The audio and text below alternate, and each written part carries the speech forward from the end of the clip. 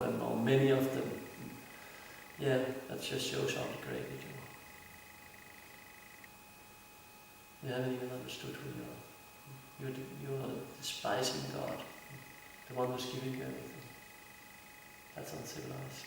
The person who gave you everything, and you just despise him. That's uncivilized. So that is who's taking care of the sun, the winds, everything going on in existence, giving us our food. Ultimately God. In this artificial world we think, oh, it's coming from food chicks.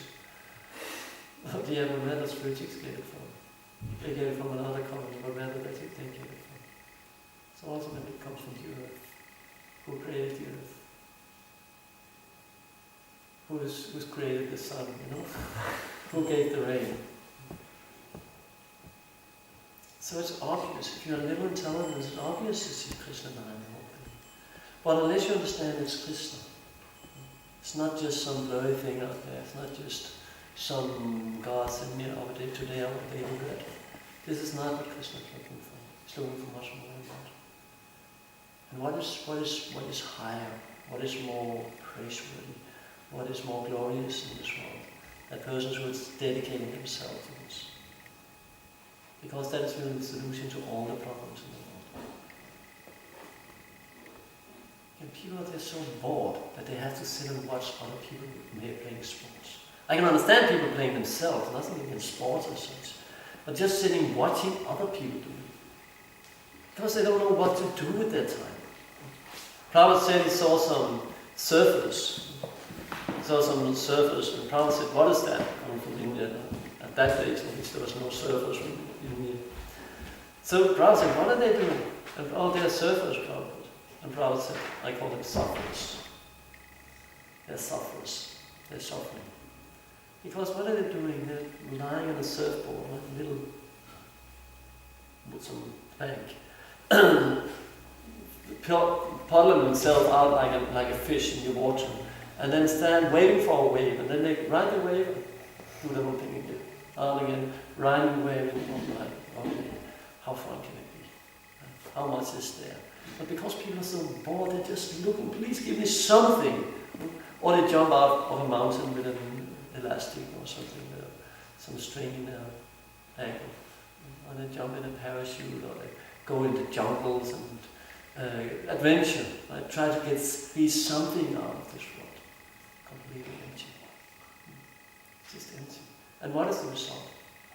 Afterwards, when you're only lying there, oh, I jumped up from this mountain, I jumped up from this, I was walking there, I did this. What can you use it for? Shrama Kevalam, simply a waste of time. Simply a waste of time. So here in this verse we get the solution. Krishna says there's one simple thing you need to do. If you want to have all knowledge, if you want to break the illusion, if you want to be sure, and it says in this verse even how sinful you are. Karma, what was it? Karma, tears, and trying. Desires for Sanskrit.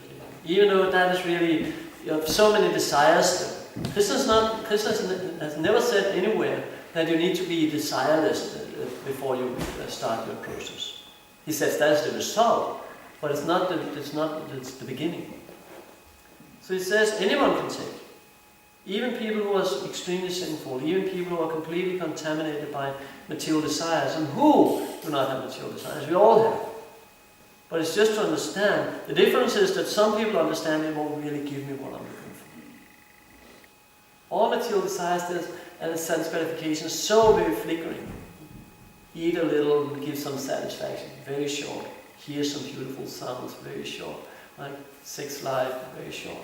All these things, it's just very temporary situation. And it's a real happiness, no, it's not. It's just some gratification. It's just this palate. Something, you have something there in the mouth, that there's some sensors there, and some nerves. And then something, some food stuff is put on this little plate there. Oh, it tastes very nice. What, is that happiness? Is this happiness? No, it's not. Happiness is much more than that. And that's what we're looking for. And that's not to be found in this solution. It's not to be found. You only find the opposite. Dukkha Hospital. It's a place where there's suffering all over. No matter how high you go. Even in paradise, it's a place of suffering according to Bhagavad Gita. Paradise, where everything is materially perfect, so to say. Even there is suffering. Because the only thing that will satisfy us, the soul, is pure love. Nothing else. And that's only available if you know the most lovable person in existence. Otherwise, there's no question of attaining your love. See, when you know Krishna, and know Krishna is the source of everything and everyone, then you can love everything and anything, everyone. Because you see Krishna in that person, you see Krishna in that nature or whatever it is that attracts us. That's why Krishna is saying, Teju Amsa. How's this whole verse? Whatever you see in this material existence, you should know that it's just a part of a spark of my splendor. Just like a spark of my splendor. So you have a huge fire, it's just a spark coming out. So this is, Krishna says, just a spark of my splendor. So we are looking for the real thing. We are looking for the ultimate beauty, not just a little beautiful sight in nature, some sunset. This is not really what we are looking for. Again, very temporary. And does that fill you with unlimited happiness to see a sunset? No. It might give you some sentiment, but it won't fill you with unlimited happiness. Love will. So the cure is, Krishna says here, by chanting Hare Krishna. Or Prabhupada says here, by chanting Hare Krishna. And then, because what you're saying when you're chanting Hare Krishna, of course it's Krishna's names, you're saying to Krishna, okay, now I learned my lesson. I found out. I tried. Millions of lifetimes I've been trying, looking for happiness, searching for it everywhere. I haven't found it. Now I'm intelligent enough to find, to reason that I won't. So now I'm ready to follow your approach, or your method. So that's where spiritual life starts. Athartha Brahma Jigyasa. When you start inquiring into the absolute truth. What is the goal of life? How will I find it? And when you come to the right process, you're told, chant the names of God. When you chant the names of God, Chitta Dharma Martinam, the heart becomes purified. And when the heart is purified, you see things as they are. You see what is illusion, you see what is real. You see what brings happiness, you see what brings the opposite. Isn't it paradoxical that everyone is constantly looking for happiness? How many found? You can mention one person in this world who found happiness, true happiness.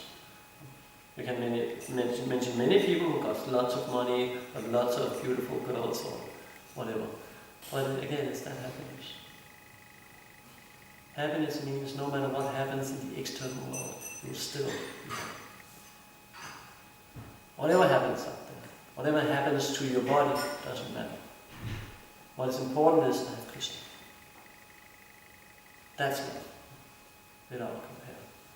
So when that feeling is there, because love is a feeling, when that feeling is there, nothing can disturb you. Apuyamanam achala pratistam samudram aprapavisamidata tadvajya karma pravisamdikarvi nasanti abnativa karma karmi.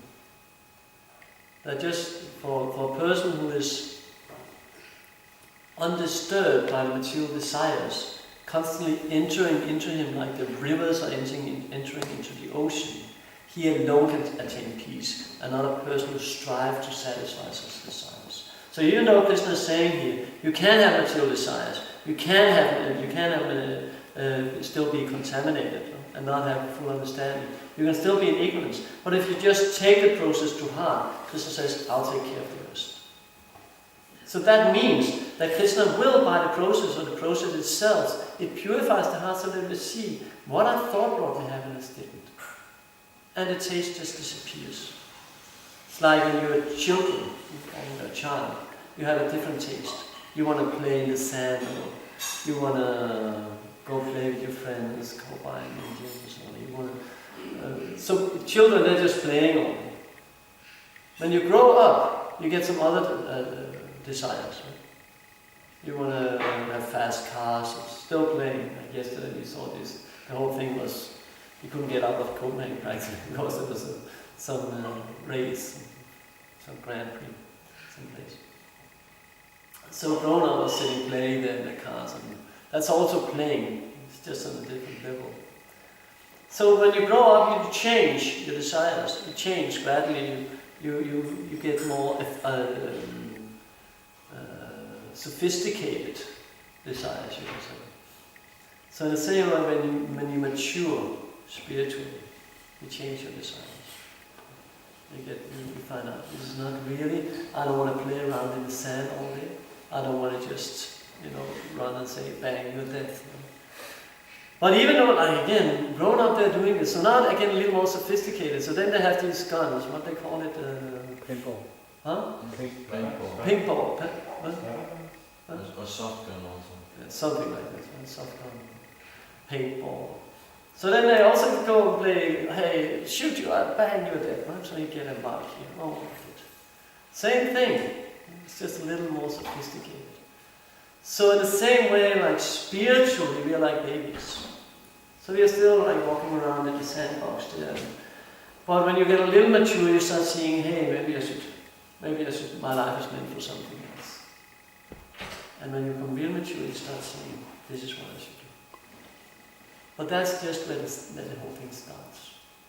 When you're grown up, you have a full understanding of this. You're acting this. This is your life. That's a grown up spiritually. So the whole society is just children. Children playing. They're going to work, accumulating some money, and then they go and play. Driving fast cars or going to discotheque. It's all just play, watching football or playing football. All just play. Like children. Thank you very much. Any comments or questions? Kasper, you have anything you want to clear up? You talked about all the demons who attacked Krishna. At that moment it came into my mind a passage from the Bible where Jesus were meeting a guy with a filthy spirit, and Jesus asked him, what's your name? And his answer was, my name is Legion. So we all here sort of feel like individuals, but perhaps the truth is that we are scattered in multiple personalities, and the essential was what your talk was about, right? We have this certain desire, have an ego that desires food. Some of us is slaves of our tongues. Some of us is slave of the gym.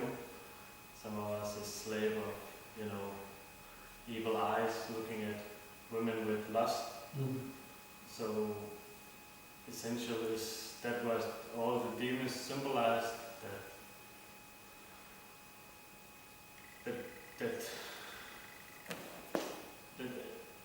that we feel like individuals, but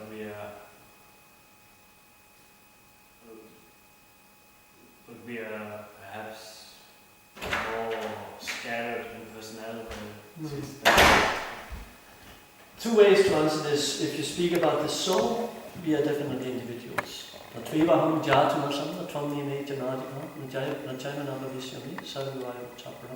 Krishna says there was never a time when we were not like when we didn't have a personality. So we're parts and we're parts and parcels of Krishna. Krishna is a personality, so we are personality. But materially spoken, you're completely right. That we have so many, like everything just becomes, we have so many, you have so many faces, right? When you're with your parents, you're in this face, and when you're with your employer, you have this, and when you're with your friends, you're another person, and we play so many roles. And in this way, we become completely bewildered and disturbed, right? Because you always think you need to be something you're not. So, all the demons who attacked Krishna is sort of a symbolic interpretation of our multiple personalities. Yeah, that's very good. Actually, it's beautiful you're saying that, because even though it's real activities. Krishna was here on the planet 5,000 years ago, and he was killing all these demons. So also these demons, our acharyas, they say they represent something symbolically at the same time, even though it's real activities. So all these demons, they represent some of the demons within us, the wrong desires within us, lust, anger, greed, illusion, madness, and endless pride. So all these qualities, so Krishna comes and shows us how to kill them. So again, the whole point is because if you want to do it on your own, there's so many things you can do. You can start living a more pious life. You can be good towards others. You can treat Mother Nature in the right way. And so many things you can do, but ultimately it won't really help because it doesn't bring you to the goal of life. You just become pious. So what is the result of being pious? It's not really, you won't get any real result. And ultimately, if you approach Krishna, the whole thing is taken care of in one go. Because if you do what we are meant for, probably often use the example, if you give water to the root of the tree, the whole tree is nourished. You will not water each and every single branch and leaf. You give the water to the root. So when we follow that process, we give everything to Krishna. Everything is taken care of. Everything is nourished. The only reason that people are reluctant to approach God is in Krishna is the unlimited person. He's unlimited powerful. He can do with us exactly what he wants. For a person who's in the false ego, as you say, like false ego, it's a very, very difficult thing to accept. As a person above me can do anything he wants. He can even erase my existence. He won't, but he could. He can give me wealth, he can take it away. He can take away my girlfriend, he can take away everything. And he is. In the form of time, form of death, Krishna is taking everything away. So that's the scary thing of this world. You don't know what you have. You can be wealthy today, tomorrow you'll beg on the street. You don't know. We saw the crack in the 30s, where everything, the people had so much money. You see pictures there in Germany that were going with a wheelbarrow full of money to buy a loaf of bread. Full of money, a whole wheelbarrow, but they were useless. So people can have so much money, all these things can't protect us. They are here today, gone tomorrow. And ultimately when we die, we leave everything behind. Your girlfriend, you know how long you will keep her? Especially now in this crazy society. Right? A weekend, will I have a next weekend? I'm not sure. And even if the situation is perfect, which is extremely rare if at all existent, if everything is perfect, you have lots of money, you're fine, your health is good, your girlfriend is extremely chaste, and everything is perfect, will you really be able to be happy when you know children are dying from starvation? So if you're not part of the solution, you're part of the problem. So what is the solution? Join Greenpeace? Or whatever. I'm not speaking against that, it's good what they're doing, but it's not the solution. Even if there's some pollution over here, it comes over here instead. Right? How will it do to stop the whole thing in the world? And how will it stop all the outfishing the waters and cutting down the rainforest, and how will it stop the seas? How will it stop the atom weapon or the nuclear weapons or all the things that's going on, how they treat the animals in the laboratories, trying to make all the ingredients and deodorants, and how will it stop all this? There's only one way to stop all problems in the world, to understand the real pollution is in here. So when I clear my heart, when I clean my heart, that's where the whole thing starts. That's why Gandhi said, be the change. Be the change you want to be in the world. Gandhi said, be the change you want to be in the world. Very nice words. Be the change you want to be in the world. You want to see in the world. So what do you want to see in the world? Do you want to see a world where many places you can't walk the streets, you're afraid to send your children out playing? So much pollution, You can't even, the food you eat, it's like nothing in it. Gene manipulations and fertilizers, artificial fertilizers and poison. Is this the world? Where you have mothers mistreating their own children, fathers having sex with their own children. All these things, this is crazy society. Where every 13 days they have to eat happy pills to exist. Is this the world we want? Or do we want a world where everything is built on God's terms? So it's time. Thank you very much. I just want to say, before we start taking prasadam, because technically asked if we can help him empty the trailer from the vegetarian Saturday.